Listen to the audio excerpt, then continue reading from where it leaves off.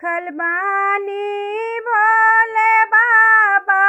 तीजिया के व्रत हो, अरे रखिया सलामत बोल बाबा हमारा सजन के, अरे रखिया सलामत भोले बाबा हमारा सजन के। सात जन्म सात जुगा संग हमारा ही हो, अरे कबहू ना छूटे बोले सजन के हाथ हो,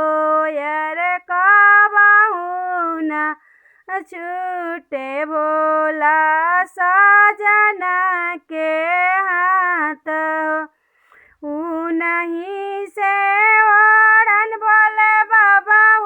नहीं से दासन हो, अरे नहीं से सजल भोले मोर जिंदगान हो, अरे नहीं से सजल भोले बाबा हमारा जिंदगानिया हो।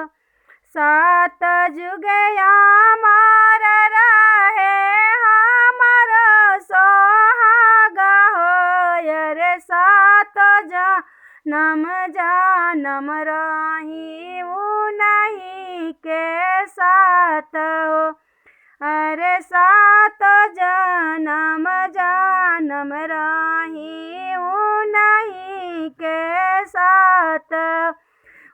नहीं से लाल चुंदरी नहीं से पियर हो, अरे नहीं से चमके भोला हमारो सिंगार हो, उनहु के रखिया भोले जानम भर आबाद हो, अरे भूखल बानी हो भोला तीज के व्रत हो,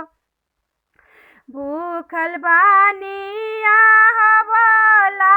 भादो के हम तीज हो,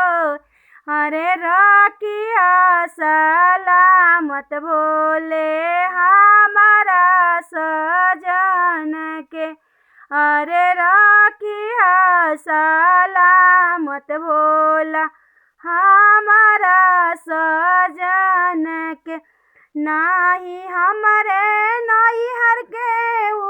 नाही केहू ससुरा हो, अरे नहीं के संगे भोला बनब हम जोगिनिया हो, अरे नहीं के संगे भोला बनब हम जोगिनिया हो, अरे रखिया सलामत भोला हमारा सजन के, अरे रखिया सलामत भोला हमारा सजन के, अरे कबहू ना छूटे भोला सजन जी के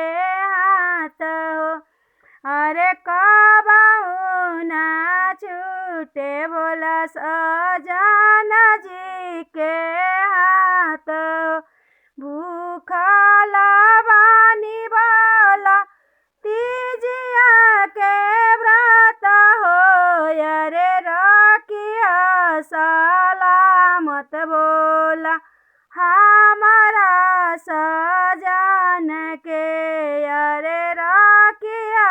सलामत भोला हमारा